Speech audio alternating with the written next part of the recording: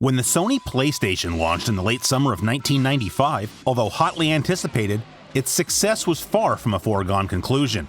The Sony name was synonymous with high-quality home electronics, but its experience in the arena of video games was limited to third-party publishing, as well as an aborted collaboration with Nintendo to develop a CD add-on for their 16-bit hardware. But in 1993, Sony hardware engineer Ken Kutaragi began development of a standalone 32-bit CD-based console. Debuting in Japan in December of 1994 and in North America in September of the following year, the PlayStation was released into a crowded field of competitors and suffered from a lackluster lineup of launch titles. But the American arm of Sony Computer Entertainment intended to have 50 games on the shelf by Christmas, and at year's end, Sony had sold more systems in just 4 months than both the Sega Saturn and the 2-year-old 3DO had sold in total, establishing their console as a force to be reckoned with. On this episode of Classic Gaming Quarterly, we go back to where it all began as we take a retrospective look at the Sony PlayStation in 1995.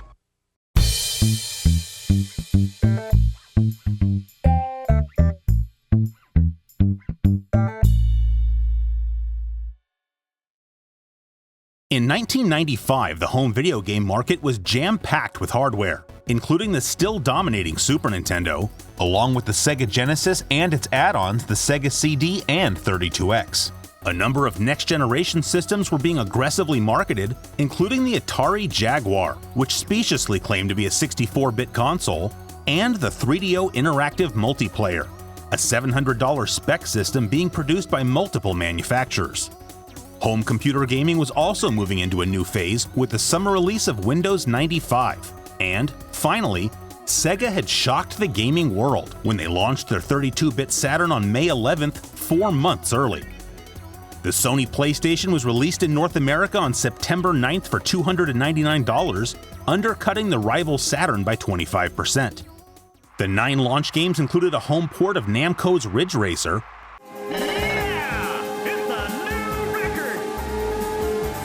the 4-player NBA Jam Tournament Edition,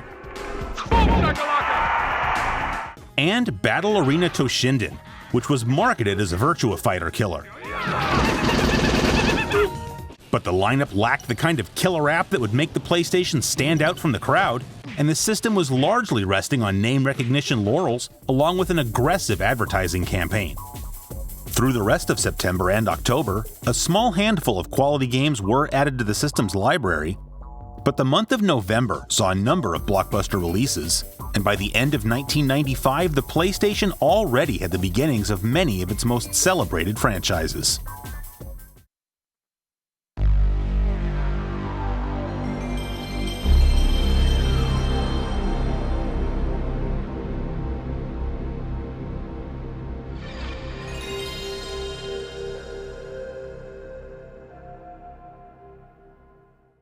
Arcade combat flight simulators date all the way back to 1970 with Sega's electromechanical coin-op Jet Rocket, but arguably didn't come into the limelight until 1987, when Sega released Yu Suzuki's Afterburner, which, while on rails, was arguably the most popular fighter jet-themed arcade game ever released.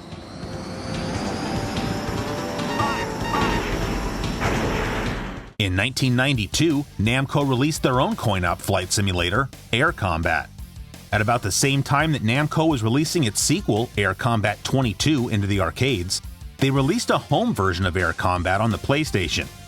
The game was released in Japan in the early summer of 1995 as Ace Combat, a moniker that the franchise would adopt worldwide with subsequent installments, but for legal reasons was released in the West under its original title.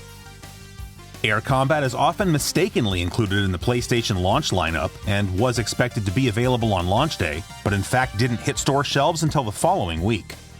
Air Combat was originally intended to be a port of the arcade original, but the PlayStation's hardware wasn't up to the task of accurately replicating the game for the home.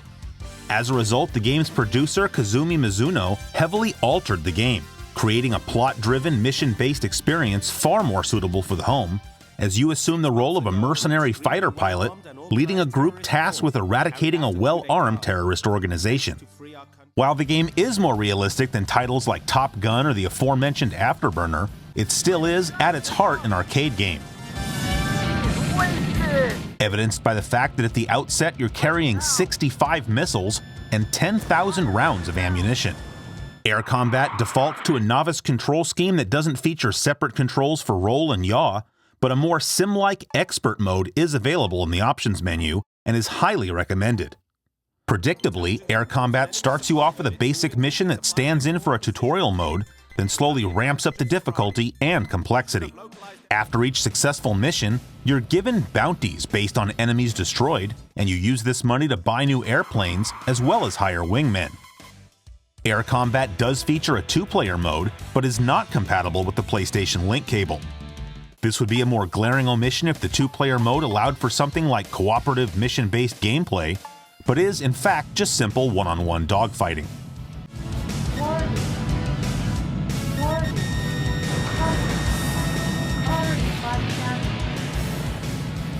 Namco launch title Ridge Racer features a loading screen mini-game, a concept actually patented by Namco, who was seeking to prevent, quote, unnecessary wastage of time. Air Combat likewise offers a means of passing the time while the game loads, but this time you'll have to unlock it by entering a code. Air Combat received mixed to positive reviews from critics, who noted that the game started off slowly before the missions became more compelling, and that the graphics were perhaps not as impressive as Ridge Racer or other contemporary games on the PlayStation. But overall, the game was well received, and kicked off a franchise that's now up to its 17th installment, with the 2019 multi-platform release of Ace Combat 7. Electronic Arts had been developing games for home computers since the early 1980s, but had by the mid-90s achieved perhaps its greatest success with EA Sports, which first appeared on the Sega Genesis in 1990. In 1995, EA had planned on releasing installments in both the Madden football and NHL hockey franchises on the PlayStation, but both were delayed multiple times before finally being cancelled.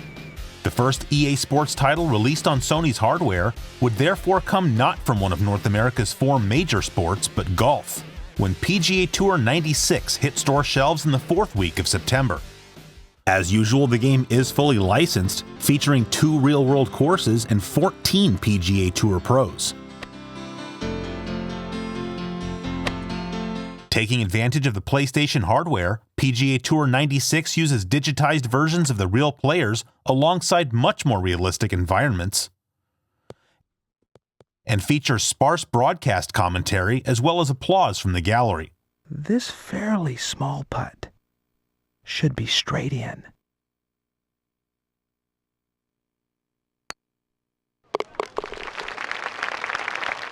The PGA Tour Golf Series was an especially strong franchise on the Genesis and continued its tradition of quality with this first iteration on the PlayStation.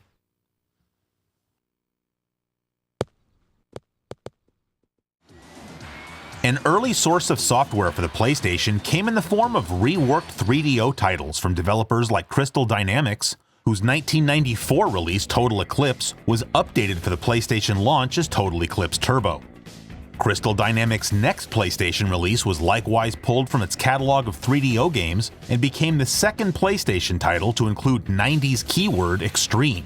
Released on the last day of September, Offworld Interceptor Extreme is a vehicular combat game in which you take the role of a bounty hunter, chasing intergalactic criminals across 6 planets. Someone once said that a genre has reached the end of its life when it resorts to self-parody, something I was reminded of as I watched the game making fun of its own full-motion video cutscenes in true Mystery Science Theater 3000 style. But lupus won't be your only problem. I don't know, a friend of mine had lupus and it was a big problem. Offworld Interceptor Extreme plays more like an on-rail shooter as you drive into the horizon battling enemies who are doing likewise, picking up a variety of power-ups, including cash, weapons, and health bonuses, before finally battling the criminal whose bounty you mean to collect.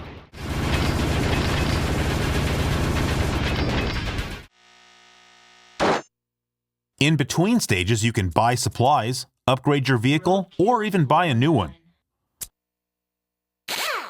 Offworld Interceptor Extreme might have made for an acceptable weekend rental in 1995, but unlike other games that made a successful transition to the PlayStation, this one was best left on the 3DO. The 1991 release of Street Fighter II kicked off an arcade renaissance in North America and made one-on-one fighting games one of the most popular genres of the subsequent decade. The game's primary competition came by way of American arcade developer Midway, who released Mortal Kombat in the fall of 1992. You can knock your opponent's head off, complete with electronic blood and guts. The game is called Mortal Kombat, one of the hottest video games going. Designed by John Tobias and Ed Boon, like Street Fighter II, Mortal Kombat features a colorful cast of characters blessed with supernatural abilities, Johnny Cage, but is set apart by hyperbolic levels of violence.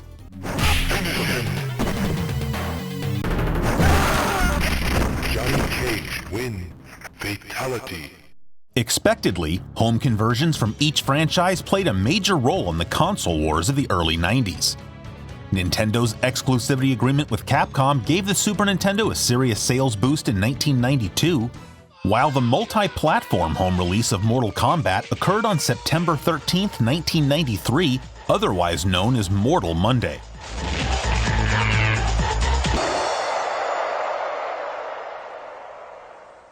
This saw the Sega Genesis receive a far less censored version of the game, dovetailing with the system's edgier branding.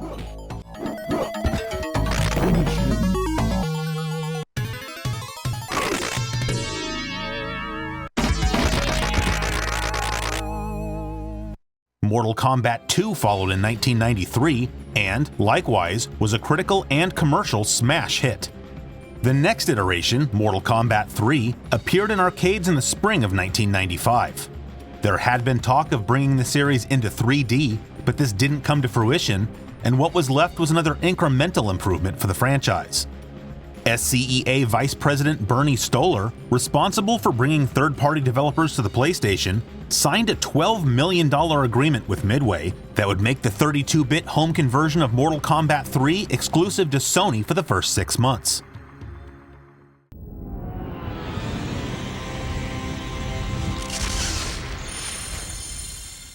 While obviously not possible with 16-bit consoles, the PlayStation hardware allowed for a near arcade-perfect port.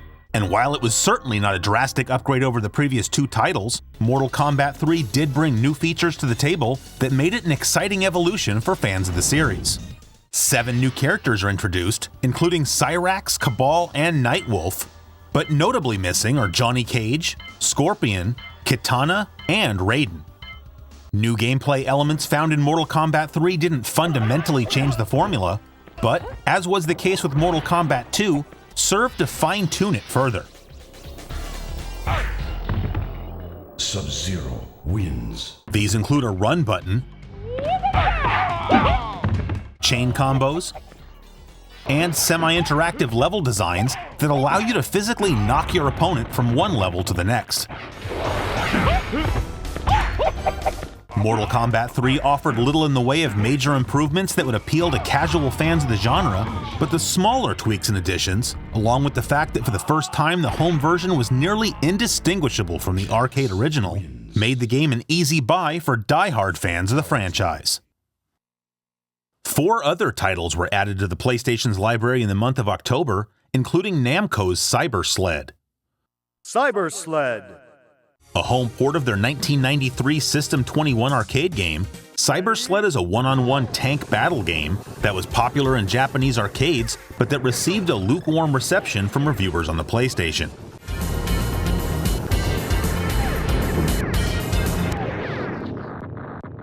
Bullfrogs Theme Park, a game originally developed for the home computer and clearly better suited to that platform, was also released on the PlayStation in October. The game is a simulation not unlike SimCity, in which you build and manage an amusement park, and was a popular title on home computers. While this PlayStation release did make the game available to those who didn't have access to an Amiga or DOS PC, the odd omission of support for the PlayStation Mouse made for a suboptimal gaming experience. A game that did, however, receive support for the PlayStation Mouse was XCOM UFO Defense.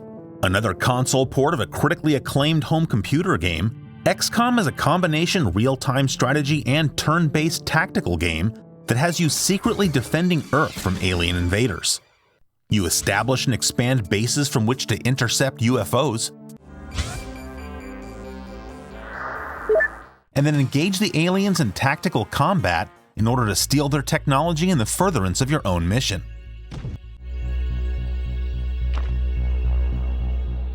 While once again a game that may seem like a downgrade over the original, the addition of mouse support brings this PlayStation version a step closer to recreating the source material, and XCOM was good enough to be awarded EGM's Game of the Month when they reviewed it in January of 1996. Finally, Sculptured Software released a port of Midway's WWF WrestleMania, the arcade game. Designed by NBA Jam co-creator Mark Turmel, WrestleMania borrows its presentation and attitude from the NBA Jam series, while playing more like Mortal Kombat.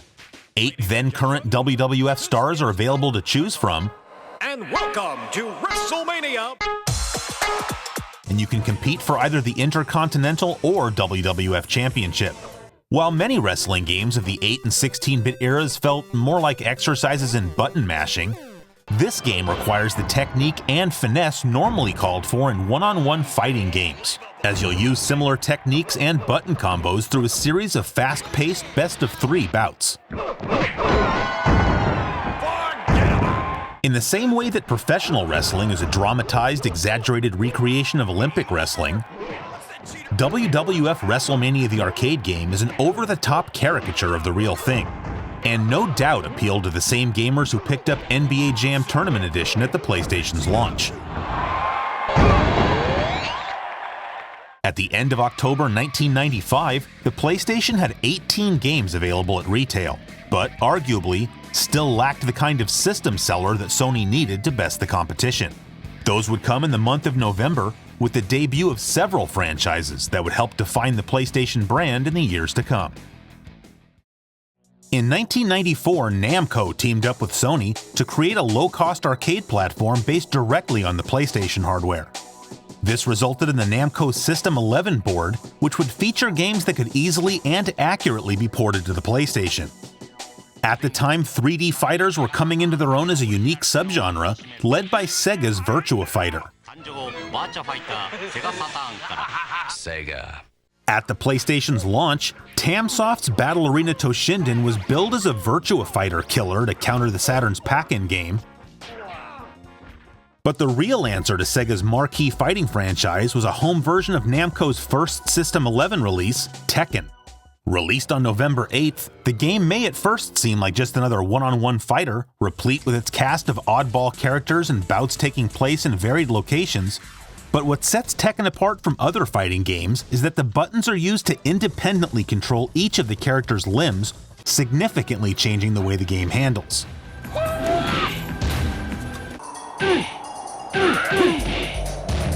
Tekken also has an incredibly deep moveset, with the time taken to master even one character giving the game incredible replay value. Like Air Combat, lackluster graphics were among the primary criticisms reviewers had about Tekken, but the game has incredibly smooth animation, rivaling even Virtua Fighter 2, and certainly better than other fighters on the PlayStation.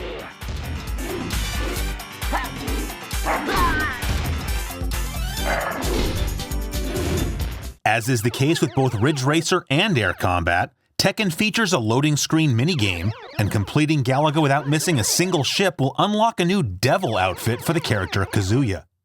Unlike both Virtua Fighter and Battle Arena Toshinden, the stage layouts in Tekken are limitless, meaning that there are no ring-outs, which can provide cheap victories in other games.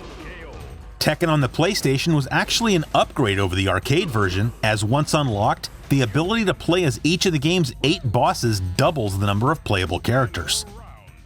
The release of Tekken was the start of one of Sony's more storied franchises, with 1998's Tekken 3 considered by some to be the greatest fighting game ever made, and the latest installment, Tekken 7, appearing on the PlayStation 4 in 2017.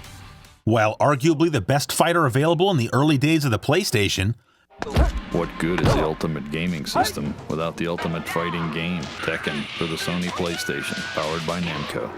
Back in 1995, the home port of Virtua Fighter 2 was set to hit store shelves in time for Christmas, so that Saturn owners may have felt that they still had the upper hand in the realm of 3D fighters.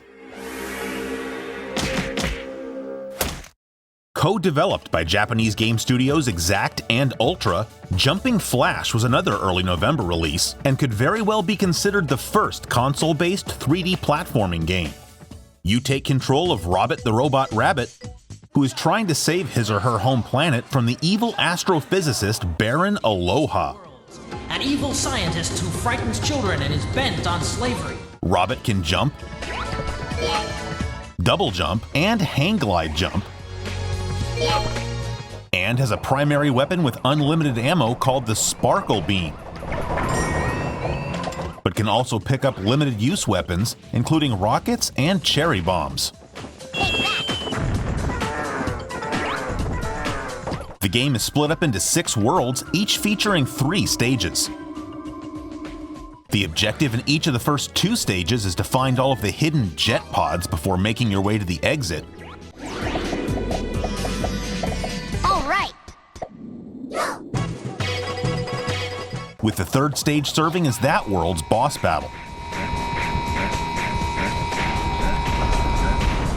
Most of these levels are spacious and involve a lot of vertical movement, but also included are a few stages that play more like a first-person shooter, which, while that might seem strange, actually works well with the game's tank controls. Speaking of which, if Jumping Flash's gameplay seems reminiscent of something like Armored Core, that's because Exact carried over much of the gameplay mechanics from their 1994 X68000 mecha shooter Geograph Seal, and would continue to do so with 1996's Jumping Flash 2,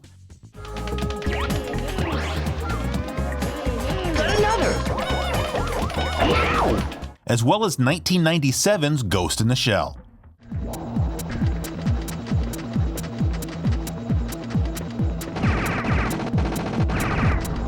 While 3D platforming games would become commonplace during this generation of consoles, at the time of its release, Jumping Flash was a very unique game, and gave some insight into what Mario and Sonic games would be like in 3D. The game's cute, colorful presentation might serve as a deterrent to some, but it would be a real mistake to dismiss Jumping Flash out of hand as some kind of kids game, as EGM's Game of the Month for November 1995 was not only a highlight of the PlayStation's early library, but one of the most underappreciated games on the console. Yeah. The vehicular combat genre saw a surge of popularity in the 90s, coinciding with the emergence of 3D, or at least pseudo-3D graphics. This brought franchises like Road Rash to the Sega Genesis, and Crystal Dynamics' Crash and Burn was even the pack-in game at launch for Panasonic's version of the 3DO.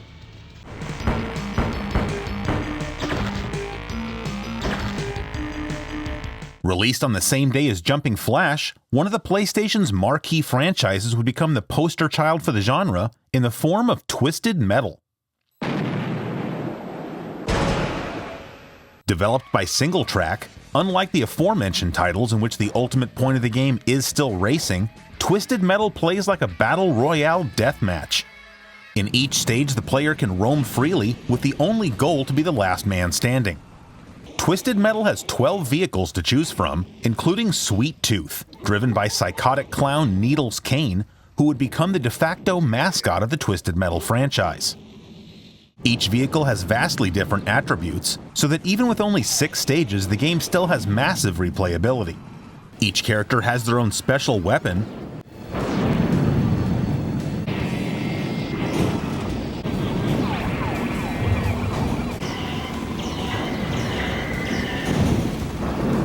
but the game also offers a multitude of standard limited-use weapons, including various rockets, along with an unlimited machine gun. Stages include a simple arena, several urban environments, and a freeway. And while none are visual stunners, they add variety to the gameplay through their unique layouts, each of which requires a different strategy if one is to emerge victorious. At release, Twisted Metal was criticized for both its graphics and sound effects, which certainly didn't take advantage of the PlayStation hardware, but it does have a decent soundtrack.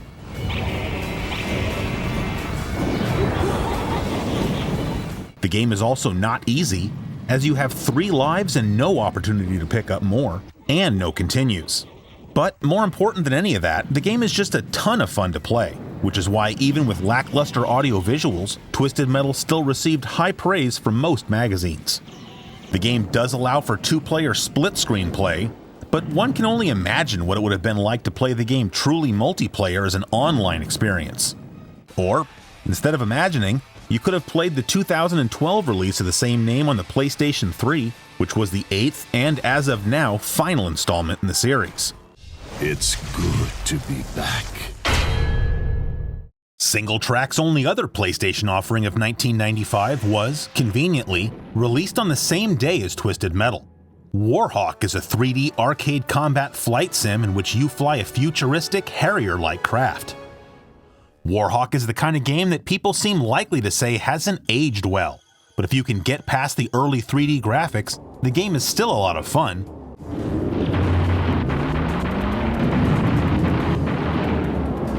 And if you like campy full-motion video cutscenes, Warhawk definitely has you covered.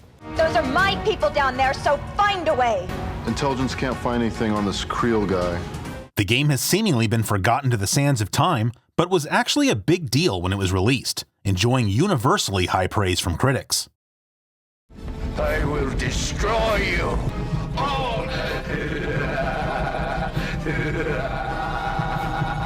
Video Games Magazine awarded Warhawk Best Graphics, Best Music, and Best Shooter of 1995.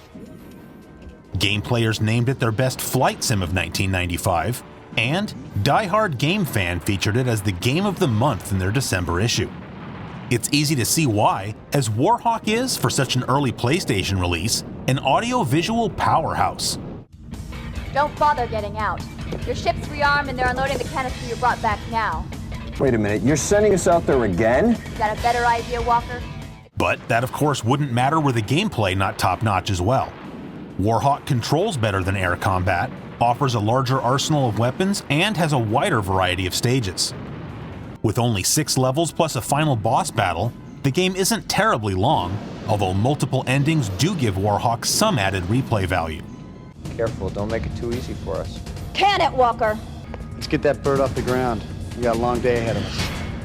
Warhawk is a game that you just don't hear talked about anymore, but it was one of the standout PlayStation games of 1995, and sold well enough to be included in the original lineup of PlayStation Greatest Hits when that series was introduced in the spring of 1997. Just $49.99 and less. You are not ready. Another arcade combat flight sim released in November was Agile Warrior F-111X, which has you taking the role of a SOCOM pilot flying the experimental F-111X aircraft on special operations missions around the globe. The countdown's already started, so let's get out there and kill Queen. Agile Warrior makes a bad first impression. The controls are sluggish, the game has very pronounced draw-in, and at times suffers from serious slowdown. Presenting itself as a cheap amalgam of air combat and Warhawk, this would have been as easy a game to skip in 1995 as it is now. But spending more time with the game, it becomes clear that a far more apt description of Agile Warrior is that it's a fully 3D version of EA's Desert Strike. After an FMV briefing, Yungsa heads the largest drug trafficking operation in Southeast Asia. Your mission is to put him out of business. Each mission has you destroying a number of ground and air-based targets while avoiding or engaging enemies in combat. And did you know that if you shoot trees with a machine gun, they explode? Well, so does everything else, apparently. Alright, that's pretty cool. At any time, you can bring up a map with which you can cycle through your objectives, and you pick up weapons, armor, and fuel as you go. Sound familiar?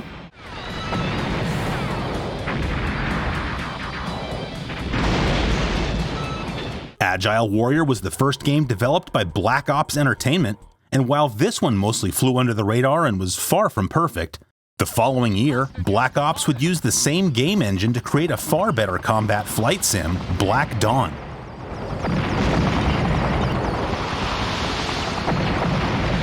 As well as 1997's criminally underappreciated Namco release, Treasures of the Deep.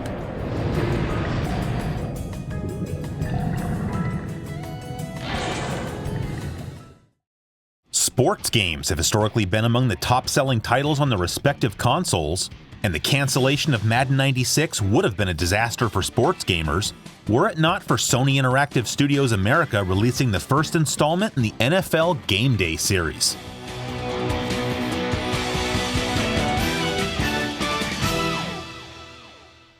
Licensed by both the NFL and NFLPA, Game Day offers single-game, full-season, and playoff modes, along with a playbook whose level of depth rivals that of the competition.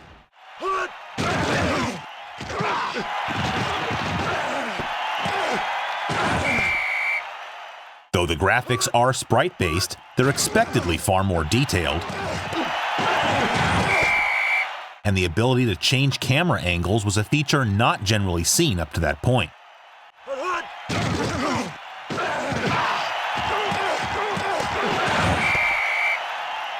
NFL Game Day might not be much to look at today, but in 1995 the game was wildly popular with consumers who made it a bestseller on the system, and was also lauded by critics who hailed it as perhaps the best football game ever made. That might be stretching it a bit, as Game Day's gameplay is certainly not perfect, but it more than adequately filled a hole in the PlayStation's early library.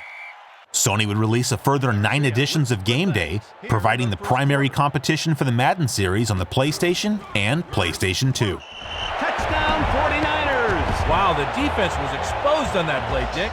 Like Madden 96, NHL 96 for the PlayStation was also canceled by Electronic Arts. But once again, Sony stepped into the breach, launching the NHL Faceoff series.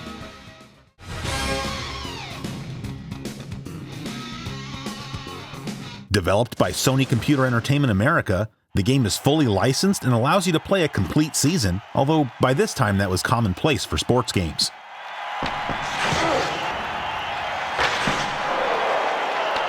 Most importantly, the game is both fast and buttery smooth, and has controls that feel perfect. NHL Faceoff was a critical fan favorite, so perhaps it's for the best that EA's hockey offering was cancelled, as even NHL 97 wasn't this good. SCEA released an installment in the Faceoff series on the PlayStation every year between 1995 and 2000, therefore providing steady competition for Electronic Arts.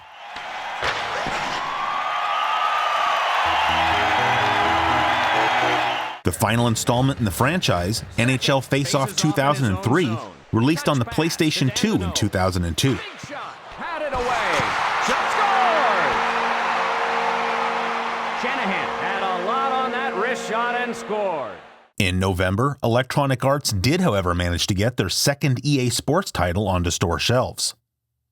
Although it was released on a console with little market penetration, FIFA International Soccer shocked the sports gaming world when it was released on the 3DO in 1994, giving fans of association football an early glimpse at the potential of 32-bit soccer simulations.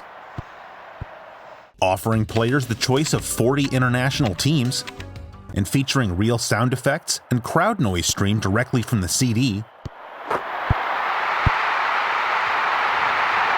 the game was light years ahead of sports offerings on 16-bit consoles. EA's next-generation follow-up came in the form of FIFA Soccer 96 on the PlayStation. This second entry in the FIFA series takes fully licensed to the next level, featuring over 3,000 players from 12 leagues and 59 international teams. Sparse play-by-play commentary by iconic BBC football presenter John Motson, shot by confident goalkeeping. Vita check. Oh! It's in! combined with appropriate crowd noise to create a realistic broadcast-like presentation. Shot! Oh! It's in! And real-time 3D graphics using a technology called Virtual Stadium, along with detailed player animations, make the game, dare I say, still look impressive today. Dazzling audio visuals mean very little without gameplay to back it up, but here again FIFA Soccer 96 excels. In contrast with the arcade-like single-button controls of sensible soccer, FIFA 96 sports a moveset that may come with a steep learning curve, but that offers a level of control not often seen in a sports game. Along with competent artificial intelligence and options for both league and tournament play, FIFA 96 seemingly offered anything that a sports gamer could want. Saved by Josh Badare. And while here in North America soccer takes a backseat to other sports, Shot by Garcia. Did well. its popularity around the world has ensured that Electronic Arts continues to release new installments in the series every year. Released in Japan in 1994 and in North America in 1995, Namco's Negicon controller is one of the most unique input devices ever developed for the PlayStation. Getting its name from the Japanese word nejiru, meaning to twist, the controller pivots in the center as a means of analog directional input.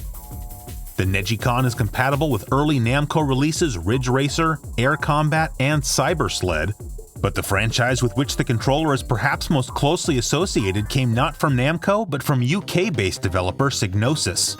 Founded in Liverpool in 1984, Psygnosis primarily developed games for home computers, including the wildly popular Lemmings. The studio was purchased by Sony in 1993 and became a major source of software for the PlayStation. Wipeout was the initial installment in perhaps the studio's most famous console franchise, appearing on store shelves just prior to Thanksgiving. A futuristic formula racer, Wipeout is somewhat similar to F-Zero on the Super Nintendo, but with the combat and power-up elements more characteristic of kart racing games.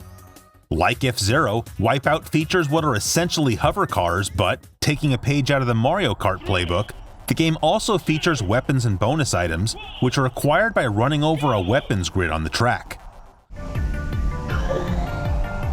These items include mines, rockets, missiles, and a shockwave. All of which have the effect of slowing down your opponents, while non-offensive items include shields and a momentary turbo boost. Speed pads are also placed around the circuit, giving any craft that passes over them a momentary boost. Wipeout offers 3 game modes, including single and championship races, along with a time trial. Single race is exactly what you'd expect, while the championship mode allows you to compete in a series of races. Time trial mode removes the other racers from the track, pitting you against the clock over the course of 3 laps. This adds more replay value to the game in that you can constantly try and improve your best times, but also provides an opportunity for practice and track memorization, which are keys to success in any racing game. Wipeout controls suboptimally with the standard digital PlayStation controller, but is completely transformed by the use of a Negicon controller, support for which is integrated into the game's menu system. The long travel of the Negicon's analog X-axis provides for far more nuanced steering, and the controller's analog face and shoulder buttons allow for variable throttle and brake input. A defining feature of the Wipeout franchise are its EDM soundtracks. While the entirety of the North American Wipeout soundtrack was written by Welsh VGM composer Tim Wright under his alias Cold Storage, in Europe, where Wipeout was a PlayStation launch title, the game also included tracks by British EDM artists Orbital and the Chemical Brothers. Wipeout was also one of only a relative handful of PlayStation titles to feature link cable support, which, with the use of 2 consoles, 2 copies of the game, and, of course, 2 TVs, allowed for 2-player games without resorting to a split-screen view. The Wipeout series is one of Sony's marquee franchises, making at least one appearance on every PlayStation console, both home and handheld, with the last original entry in the series, Wipeout 2048, serving as a launch title for the PlayStation Vita, shortly before the closure of Psygnosis, which by then was known as SCE Studio Liverpool. Another November title of note published by Psygnosis was Destruction Derby, produced by fellow British games developer Reflections Interactive, who was also responsible for Shadow of the Beast on the Commodore Amiga.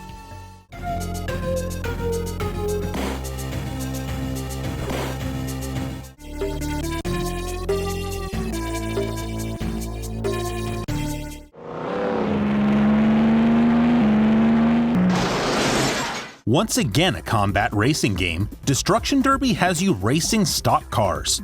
And while it offers several gameplay modes, Wreckin' Racin' is the main draw of the game. Here, while you are racing towards the finish line against other cars, emphasis is placed on causing as much mayhem as possible, earning you valuable race points towards the season championship. Each season features 5 racing circuits, some of which include crossover points, which are, for me, the most memorable feature of the game. At the end of every season, a final round is held at the Bowl, which most closely resembles a traditional Destruction Derby, but is, ironically, the least compelling aspect of the game. Destruction Derby offers 5 sequential championship seasons, and in each the track layouts change, giving the game more variety than one might initially realize. Car physics are also a standout feature, and while I can't really say whether or not they are realistic, they certainly feel that way. Destruction Derby was the first installment in a 5-game franchise spanning 3 consoles. And while this game was a popular title in the early days of the PlayStation, the series just never took off in the same way as many of its peers. Still, not just as an early PlayStation game, but in the context of the system's library as a whole, Destruction Derby is a game that shouldn't be overlooked. A third Psygnosis game released for the PlayStation in November was Nova Storm, a 3D rail shooter first released on the 3DO and Sega CD. Here again, full motion video plays a prominent role, and when they don't feature real actors, the cinematic cutscenes actually look really good. Much like Sewer Shark or Psygnosis' own Sega CD release Microcosm, the gameplay is sprite-based, but with full motion video backgrounds. Nova Storm is an on-rail shooter that plays similarly to Space Harrier, but here the formula doesn't work quite as well. At the outset, your ship is about as nimble as a cargo freighter. Borrowing a mechanic from classic 2D shooters, you need to upgrade your ship's speed by collecting enough power-ups. And until you do, you'll have to constantly move around if you want to avoid being hit by enemy projectiles that are far faster than you. On the bright side, some of the visuals are impressive, and the game has the kind of techno soundtrack that we came to expect out of Psygnosis games of this era. Nova Storm isn't completely worthless, but reviewers of the time were generally not impressed. Games like Panzer Dragoon showed that rail shooters still had a place in the 32-bit era, but Nova Storm falls just short of that standard. Although developed by Teeny Weeny Games and Perfect 10 Productions, Discworld is a point-and-click adventure game published by Psygnosis and based on Terry Pratchett's series of fantasy novels. Discworld is sure to appeal to anyone who's a fan of the LucasArts comedic adventure games and takes place in the world of medieval fantasy. The main character, the wizard Rincewind, if it isn't young Breakwind. Rincewind, sir. Is voiced by Monty Python's Eric Idle. That's possibly the most heinous woman I've ever seen in my life. Who is joined by a cast of talented voice actors. The truth is that all roads lead away from Ankh-Morpork. And that, along with the graphics that look, for lack of a better term, hand-drawn, give the game the look and feel of an interactive cartoon. Quality, extra dark old bowel buster. Wanted for arson, suspect approximately 3 tons, 200 feet long, scaly. Wanted dead, definitely dead. Reasonable reward. Like most adventure games from the late 80s and early 90s, Discworld takes patience and creative thinking, more a walkthrough, but like all adventure games is a rewarding experience for those willing to tough it out. The PlayStation is, admittedly, not the best way to play the game, which was originally developed for the DOS PC, but compatibility with the PlayStation mouse means it's not a bad way to play it either. Yes. Yes, I suppose so. No discussion of Psygnosis would be complete without talking about Lemmings, which is one of the best known and best loved games on the Amiga. Developed by DMA Design of Grand Theft Auto fame, Lemmings is an action puzzler in which you need to guide as many of the green-haired creatures as possible to the exit in each level. The Lemmings themselves walk mindlessly straight ahead, and it's up to you to help them overcome obstacles by assigning roles to some or all of them, including blockers, climbers, and bashers. The game was a smash hit and was ported to nearly every home computer and game console in the early 90s. Lemmings was also highly influential, arguably creating a new genre that would include games like The Humans, The Lost Vikings, and Mario vs. Donkey Kong. After a handful of add-ons and sequels, a 3D installment in the Lemmings series, not surprisingly titled 3D Lemmings, was released for the PC in the summer of 1995 and became the fifth and final Psygnosis title released on the PlayStation in November.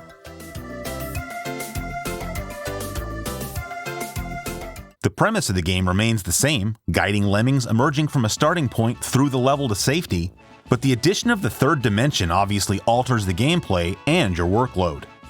The roles are mostly the same, but you can now also assign a lemming to be a turner, as they can now turn left and right in addition to moving back and forth. Another new option added to the game is the virtual lemming. This allows you to see through the eyes of one of the lemmings, rather than from one of the pre-positioned cameras. While mostly a gimmick, this first-person perspective is actually needed to successfully complete certain levels. Yippee!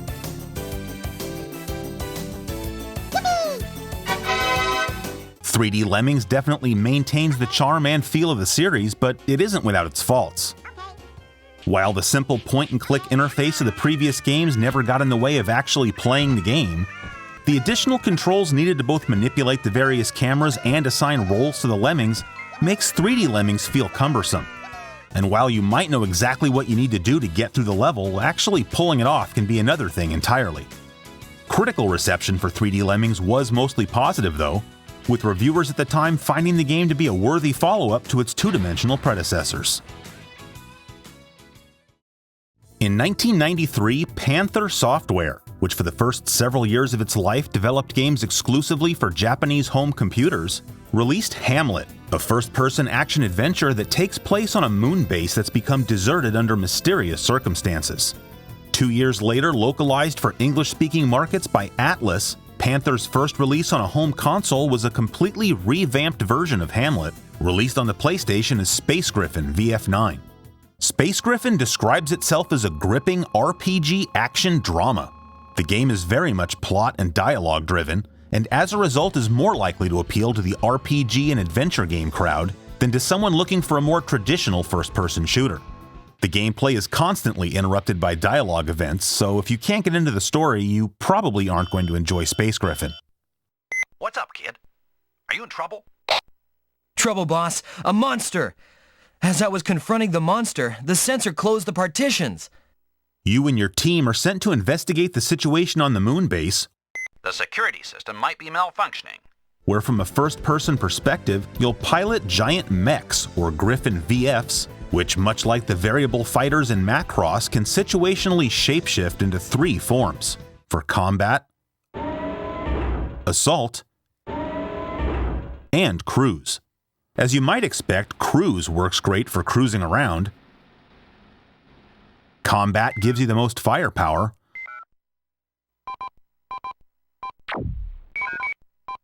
And assault is somewhere in between the two, letting you walk around more freely with limited weaponry available.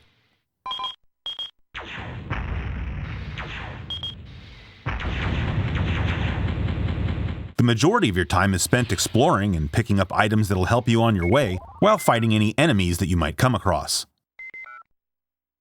Space Griffin VF9 has a survival horror feel to it, and an atmosphere that I would compare to silent debuggers on the TurboGrafx 16. Boss, did you get a look at their cockpit? There are corpses at the controls. We're up against zombies. We'll be clobbered at this rate. While the enemies aren't going to jump out and scare you as they might in Resident Evil, with no power in the moon base, your mech is the only source of light. And that, combined with the lack of in-game music, adds to a sense of vulnerable solitude. A master key? For what? The tank controls and slower pace may be a turn-off to some, but Space Griffin VF9 is a fun surprise from the early days of the PlayStation.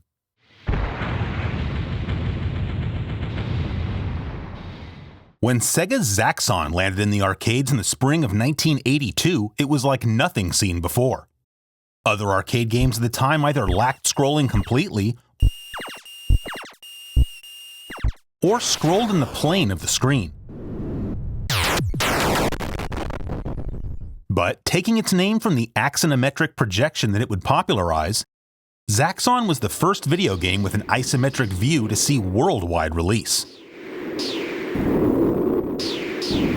The game was successful in the arcades and as a result was ported to a myriad of home consoles and computers in the early 80s.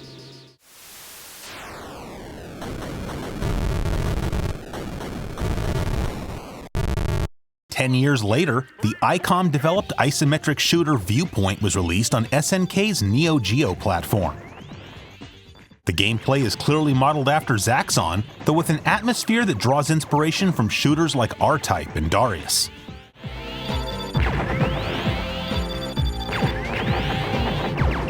In fact, someone at ICOM was seemingly infatuated with R-Type, and hey, who wouldn't be, as their 1995 release Polestar is often thought of as the R-Type of the Neo Geo.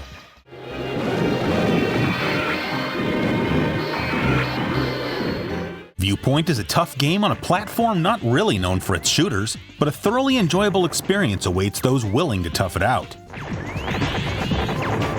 As you have to learn to think a little bit differently when playing, the controls do take some getting used to, contributing to the overall difficulty of the game. Though they certainly don't tax the hardware, Viewpoint has the kind of colorful graphics characteristic of earlier Neo Geo releases, along with an awesome soundtrack.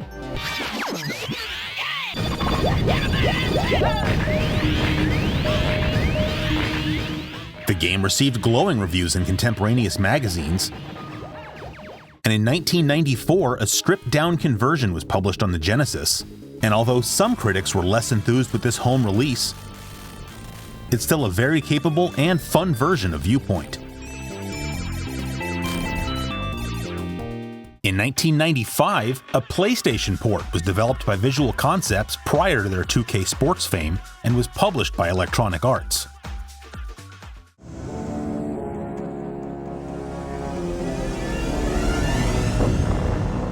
The graphics and soundtrack have been completely overhauled, and while on paper they're both improvements and are more befitting of a PlayStation title, the changes go a long way in ruining Viewpoint's charm. The gameplay has also been tweaked, and while I can't put my finger on exactly how, it's definitely to the game's detriment. This PlayStation conversion certainly opened Viewpoint up to a wider audience than it had on the Neo Geo,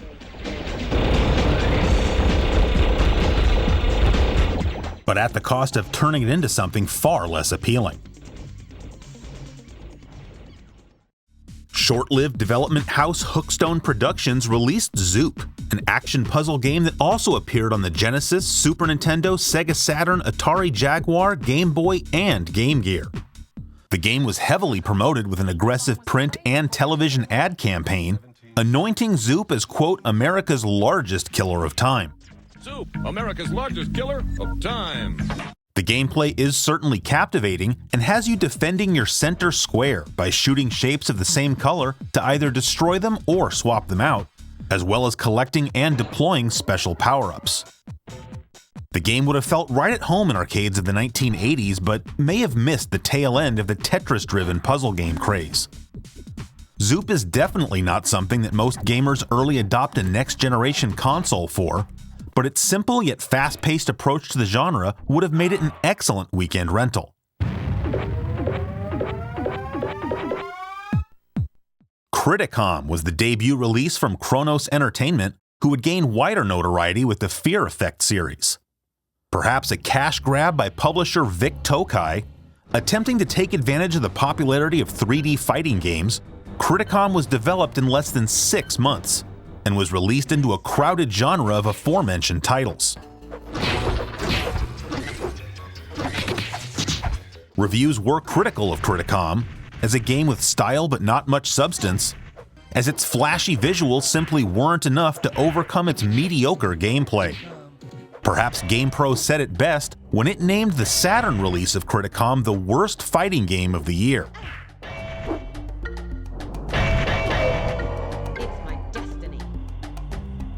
Player 1 triumphs. Created by British development house Millennium Interactive, then of James Pond fame,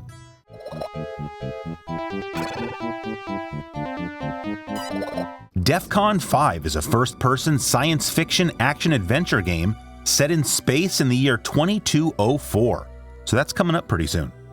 Gamers expecting a fast-paced first-person shooter should look elsewhere, as it's much more of an exploratory strategy game.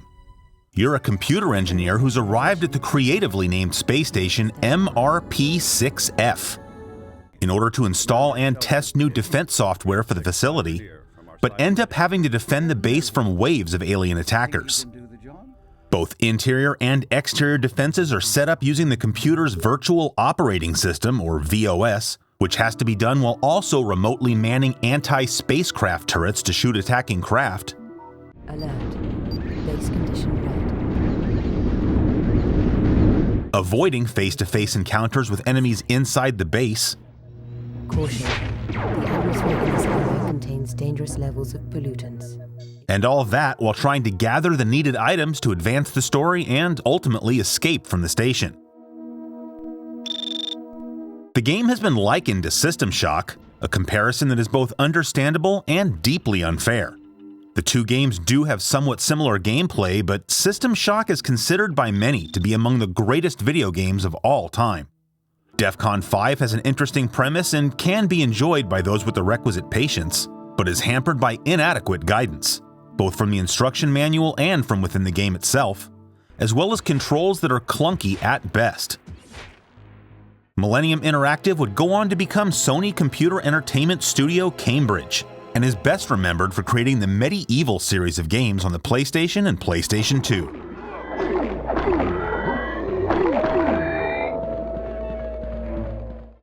The final game left to cover for November is not one normally associated with the PlayStation, but was in fact one of the biggest releases of 1995.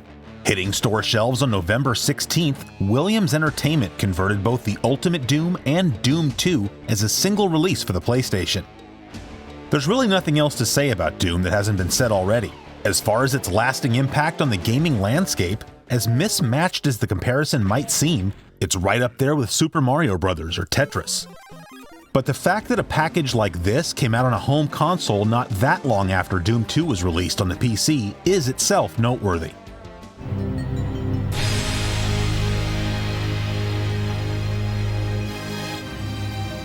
The game, of course, runs at a lower resolution, 256 by 240, and has had some of its visual assets reduced in size to keep the game running smoothly, but building on the game engine created for the Atari Jaguar port, this version of Doom takes advantage of the PlayStation's 3D hardware to create upgrades to the game's visuals, including colored lighting, animated skies seen in outdoor levels, and transparency effects, which were perhaps most notably used to create a new enemy for the game, the Nightmare Spectre.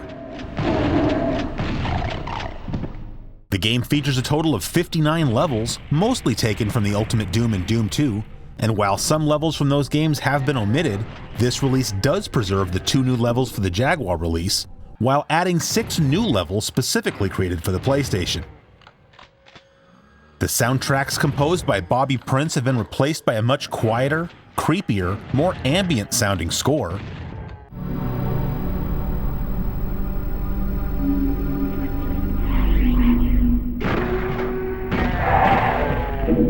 And while it's probably more appropriate for the atmosphere of the game, I'd be lying if I said I didn't miss the original music. Lastly, while network play was for many a key feature of Doom and Doom 2, that's of course not possible with this PlayStation release. The game does, however, support a 2-player cooperative mode using the PlayStation Link cable. By the time this game was released in November of 1995, Doom had already been ported to a number of other systems with varying degrees of success. But the value proposition of having quality ports of both the Ultimate Doom and Doom 2 in one package made this PlayStation iteration GamePro's PlayStation Game of the Year for 1995, and one of the best-selling Doom releases of the decade.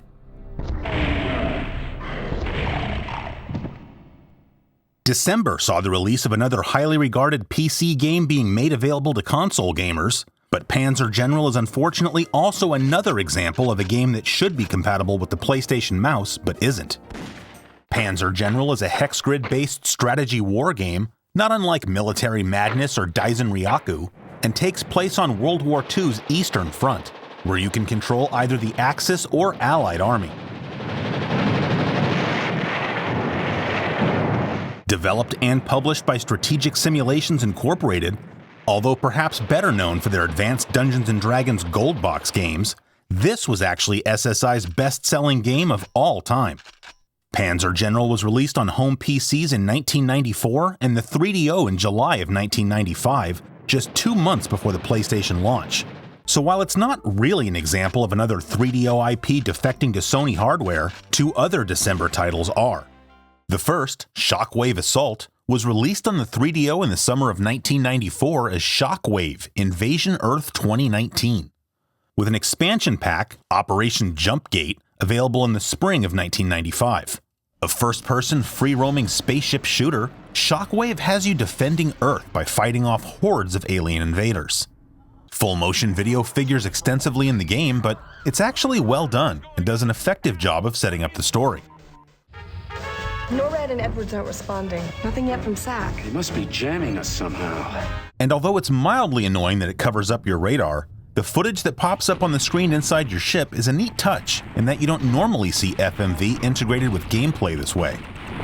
This isn't a game, Lieutenant. Actually, it is. The Shockwave games on the 3DO are highlights of the system's library, and the PlayStation release features both the original game and the expansion. The controls have been reworked so that they're thankfully less touchy, and overall the graphics have been cleaned up, although I'm not sure why the sky is no longer blue. There's our refueling drone just ahead. We'll need some more firepower to finish up the job. The ship's cockpit has been totally redesigned, and you now have a separate comm screen so that the little FMV interruptions don't block your view of the radar. Wildcard. Aliens are targeting DefenseNet uplink stations in Los Angeles. You must neutralize this alien threat or we'll lose our intel network. Shockwave Assault on the PlayStation received mixed reviews from critics, perhaps because similar games already released on the system make this one feel a little more dated. It's not a game that I would have considered worthy of purchase, but would have made for a fun weekend rental. You're telling me they're actually sucking people off the street? It appears so. The other game to cross into enemy territory was more of a punch in the gut to 3DO fans when Gex, whose titular character served as a mascot for the system and was a pack-in game for some hardware bundles, was brought to the PlayStation by Crystal Dynamics just 6 months after its original debut. Gex is a fairly standard two-dimensional side-scrolling platformer, but as you're a gecko, you can stick to surfaces, which adds some originality to the gameplay. Reminiscent of games like Super Mario World, each area has an overhead map through which you walk between levels, but simply beating one level doesn't grant you access to the next. Rather, you need to find the remote control in one level to turn on the TV that allows you to enter the next.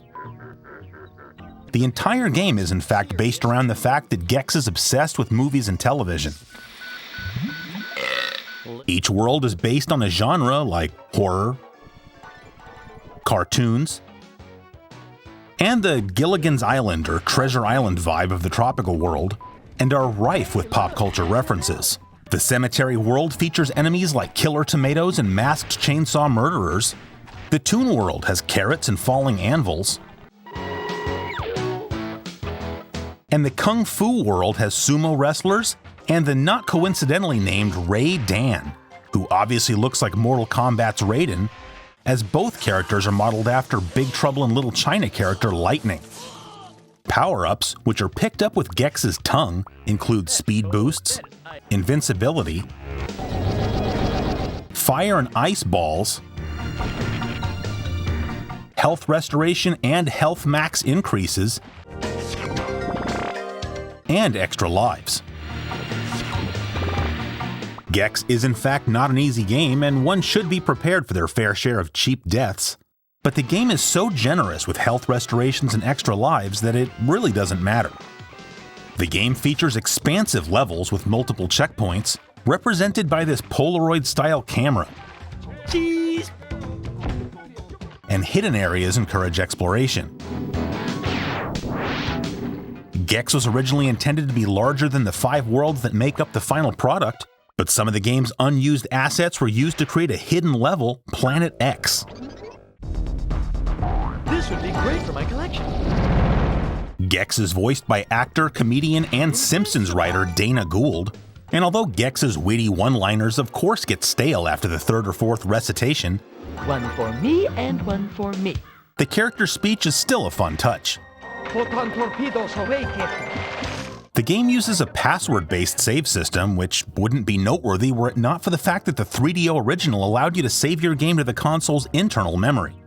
Other than that, aside from some very minor differences, the game is basically untouched from the original. Gex was the all-time best-selling game on the 3DO, and while you can make your jokes about the console, the fact is that several heavy-hitter titles and franchises made an appearance on the platform, so that the title of bestseller on the system is far from insignificant. Gex was followed up by 2 sequels, 1998's Enter the Gecko and Gex 3 Deep Cover Gecko released in 1999. Both were 3D platformers, however, so that fans of the original never got another game following the same formula. Developer Gremlin Graphics is no stranger to Amiga fans, releasing some of the most popular games on the platform, including Zool, Hero Quest, and the Lotus series of racing games.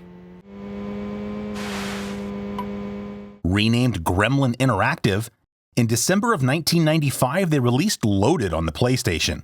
Appearing in Japan in 1996 as Blood Factory, Loaded is an overhead free-roaming shooter that plays like Smash TV meets Gauntlet, with most of the game taking place on a planet that acts as a prison for the criminally insane.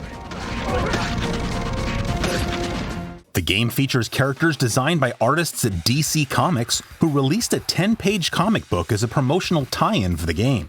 These include Mama the creepy adult baby, Flank the psycho clown, and my go-to choice, Captain Hands, with his dual flintlock pistols. The characters each play quite differently, as they have their own speed, weapon, and armor stats. Ammo is not unlimited, but along with weapon and health power-ups, ammo pickups are spread generously around each map. Loaded easily features the most over-the-top violence and gore of any PlayStation game in 1995, including Doom. And the dark, almost horror-like atmosphere is for me the defining feature of the game. The game's graphics are, by and large, what you'd expect from an early PlayStation title, but the lighting effects used in some levels really stand out, as using your weapon to illuminate narrow passageways and dark rooms is a necessity for finding your way around. The game also lets you zoom the camera in and out, although from a gameplay perspective, I'm not sure why you'd ever want anything but the widest view possible. Loaded would of course have benefited from a twin-stick control scheme, but that wasn't possible in the early days of the PlayStation, as both the analog joystick and dual analog controller were not yet available. Loaded is a long game, and has a wide variety of levels along with the aforementioned roster of characters, and this combined with the option for 2-player cooperative play give it incredible replay value. In the run-up to its release, Loaded was hyped by gaming magazines, who also heaped praise upon it in reviews.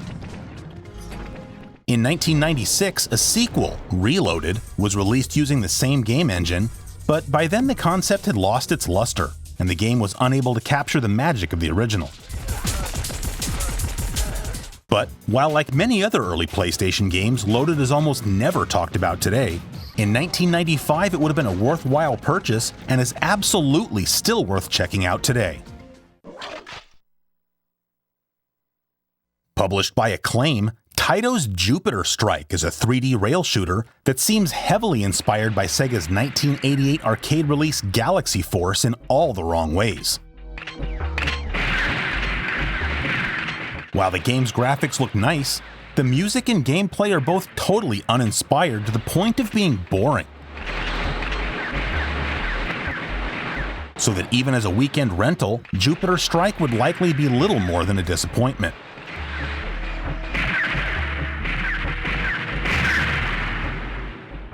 Yet another 3D fighting game to appear on the PlayStation was Zero Divide. developed by Zoom, who had previously produced notable Super Nintendo releases Lagoon and Phalanx, and who would subsequently develop the parasitic disease vector flight simulator Mr. Mosquito on the PlayStation 2, Zero Divide was the first in a trilogy, although neither of the other two games was released in North America. Zero Divide takes place in a virtual world, pitting a mixture of humanoid and non-humanoid robot-like characters against one another. The game uses only 3 buttons for punch, kick, and guard,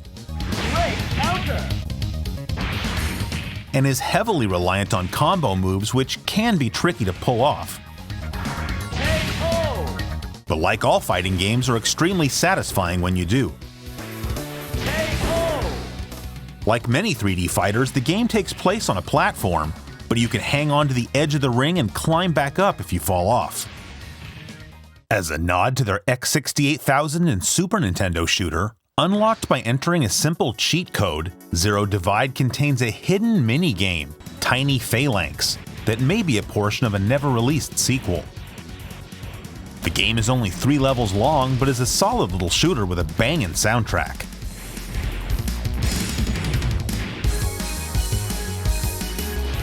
Zero Divide received generally positive reviews, and it's easy to see why.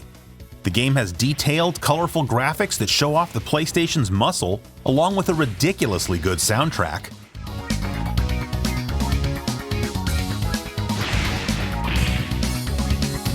As well as gameplay that feels intuitive once you learn some basic combo moves.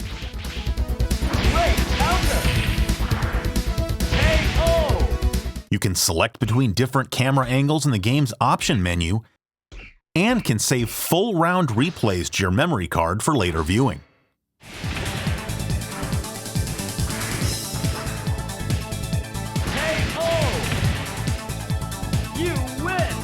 While Zero Divide doesn't have a place in the pantheon of gaming next to the greatest 3D fighters of all time, at the time of its release it was a reasonable alternative to both Battle Arena Toshinden and Tekken.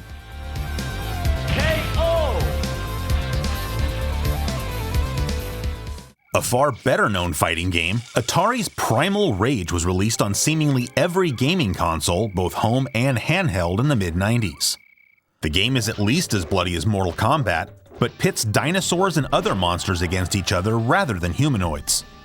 Originally appearing in arcades in the summer of 1994, this PlayStation version is actually superior to the source material, but in a time when both the Street Fighter and Mortal Kombat franchises still enjoyed widespread popularity, while being joined by the likes of Tekken and Virtua Fighter 2 in the burgeoning 3D fighting subgenre, Primal Rage had a hard time carving out a place in the PlayStation library. Another handful of sports titles were released for the PlayStation in December, including Bases Loaded 96 Doubleheader, which has the dubious distinction of being the last entry in one of the more beloved sports franchises of the 8-bit era. Aside from impressively realistic player animations, the game is basically unremarkable, but if you were hoping to play baseball as an early adopter of the PlayStation, it was the only game in town.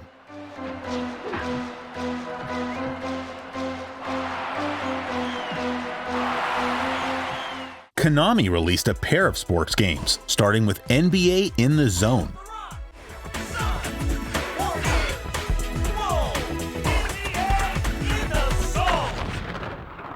The game features proper 5-on-5 gameplay, giving it the veneer of a simulation basketball game when compared to the over-the-top arcade action of launch title NBA Jam. The ball goes to King. In reality, however, in terms of realism, the game is a far cry from EA's NBA Live or Sony's NBA Shootout series. The graphics are, by and large, what you'd expect from an early PlayStation game, but the motion-captured player animations still look great. In terms of gameplay, In the Zone places a far greater emphasis on offense than on defense, so that anyone hoping for a realistic game of basketball should look elsewhere. But its approachability makes it great for casual fans, and its support for up to 8 players using 2 multi-taps made it one of the best multiplayer options in the early days of the PlayStation. The Sacramento Kings win! Konami also released the PlayStation's second soccer title, Goal Storm. Once again, motion-captured player animations are used, so while the graphics do of course look like an early 3D game, they're not completely without merit. While EA's FIFA Soccer 96 was great for hardcore fans looking for the most realistic experience then possible, those just looking for a faster-paced game that places more emphasis on fun than on realism may find Goalstorm more appealing. He shoots! Go! Go! Go! Brazil! Not to be confused with Namco's Cyber Sled, Mindscape's Cyber Speed was the first of 3 racing games released in December. It would be easy to dismiss Cyber Speed as some kind of Wipeout clone, but it's actually a cool game in its own right. Ships race around a track hanging from an energy beam that works like a cable. That being the case, you could theoretically just hold down the throttle and glide around the track, so the game introduces a mechanic by which you go slower if you let your ship drift to the outside of a curve, but faster if you turn in. You have both a plasma gun and a limited number of missiles which you can use to drain your opponent's shields, temporarily slowing them down, as well as a handful of speed boosts to use whenever you like. Cyber Speed has decent graphics and great music. Behind you! Look at him go! And while it's probably not a game that I would have bought back in the day, there's enough fun to be had here for a perfectly serviceable weekend rental. Bullfrog, who at least for me is best known for developing the Syndicate series, released yet another combat racing game, High Octane: The Track Fights Back. Developed in parallel with a PC version, the game uses the same engine as their 1994 DOS game Magic Carpet, which itself would be released on the PlayStation in 1996. High Octane once again features hover cars racing around a circuit, but also allows you to temporarily destroy your opponents, forcing them to wait to be picked up by a repair vehicle before being deposited further back on the track. Tracks offer separate drive-through fuel, weapon, and shield refilling stations, all of which need to be visited multiple times over the course of a race. The game suffers from severe draw-in, which it clumsily tries to cover up using a rudimentary fog effect, but to be honest, it doesn't really affect gameplay that much. High Octane is certainly not a Game of the Year contender, but much like Cyber Speed, has enough fun to keep one occupied over a long weekend.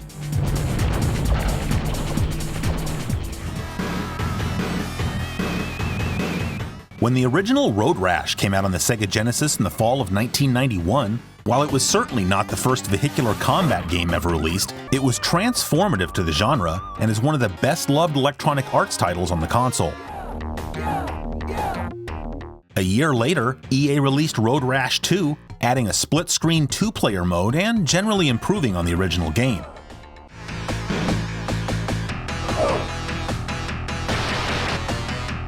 In 1994, as a product of EA's partnership with the 3DO company, a 32-bit iteration of Road Rash was released on the 3DO Interactive Multiplayer.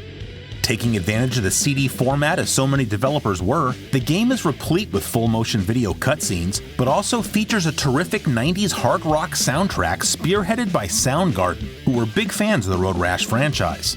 So eager, in fact, were both Soundgarden and EA to work together that the band's label, A&M Records, used it as leverage to get other rock bands like Monster Magnet included in the game as well. This was actually the third installment in the franchise, as it beat Road Rash 3 to market by 8 months. Arguably the peak of the Road Rash series, it was awarded Driving Game of the Year by both Electronic Gaming Monthly and GameFan, and was EGM's 3DO Game of the Year for 1994. But once again, Sony poached one of the 3DO's marquee titles, as Road Rash would be the last game released for the PlayStation in 1995, hitting stores just a few days after Christmas. The game offers Thrash Mode, which allows you to instantly race on any course at any level, and Big Game Mode, which more closely mirrors previous versions of Road Rash and is the real meat and potatoes of the game. Here you choose a character to play as, then hang out at Der Panzer Club, where you can pick up tips from fellow riders, adjust game options, which for some reason is in the restroom, or sign up for a race. While Road Rash 2 takes place all over the country and Road Rash 3 all over the world, This 32-bit installment takes the series back to its roots, featuring 5 tracks all located in California, from the city streets of San Francisco to the windy roads of Highway 1.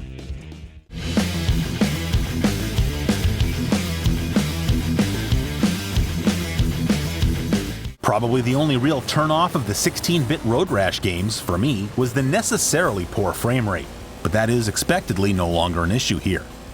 As it's said by many that sprite-based graphics have aged better than polygonal 3D graphics from this era, this game will likely be more visually appealing to most than 1998's Road Rash 3D. Rather than trying to reinvent the wheel as so many developers do, this version of Road Rash sticks with the formula that made the franchise so successful on the Genesis. You race against 13 other riders, dodging obstacles in the form of pedestrians and objects in the road, and more importantly, cars driving in both directions. You also physically battle your opponents by punching, kicking, and striking them with weapons, and if you can zero out their stamina, you'll knock them out of the race. Occasionally, the police will show up, and if you wipe out in their presence, your race is over and you'll be levied a fine.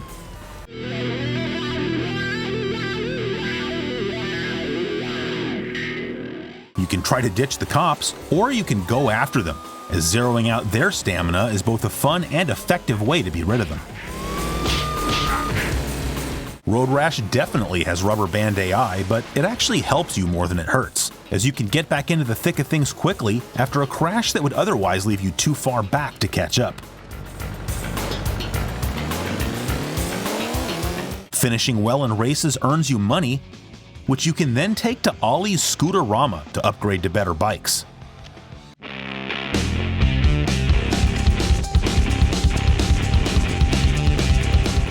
After you successfully complete all 5 races at the initial level, you advance to the next level, where the tracks are longer, the races are faster, and the opponents seem more aggressive. In that sense, Road Rash takes on more of its personality and becomes even more fun the deeper you get into the game. While Road Rash was considered a smash hit on the 3DO, critical reaction to this PlayStation release was more tempered. It had been a year and a half since the game's debut on the 3DO, and reviewers apparently expected to see some improvements or additional content, as had been the case with other 3DO ports. But this installment of Road Rash is almost certainly the best game in the series, and game reviewers sometimes forget that they exist in a bubble in which every console and game is available to them at the time of its release. This PlayStation conversion brought the game to a much wider audience than the relative handful of gamers that owned a 3DO. Sony Computer Entertainment of America promised to have 50 titles available for the console by Christmas, and nearly made it with 47 on the shelf. Among them were the beginnings of a number of franchises that would help the PlayStation dominate its generation against both the Sega Saturn and the Nintendo 64, and make Sony, by the numbers, the most successful home console manufacturer of all time. But that's all a story for another day. That's going to do it for this episode of Classic Gaming Quarterly. As always, thanks for watching, and we'll see you next time.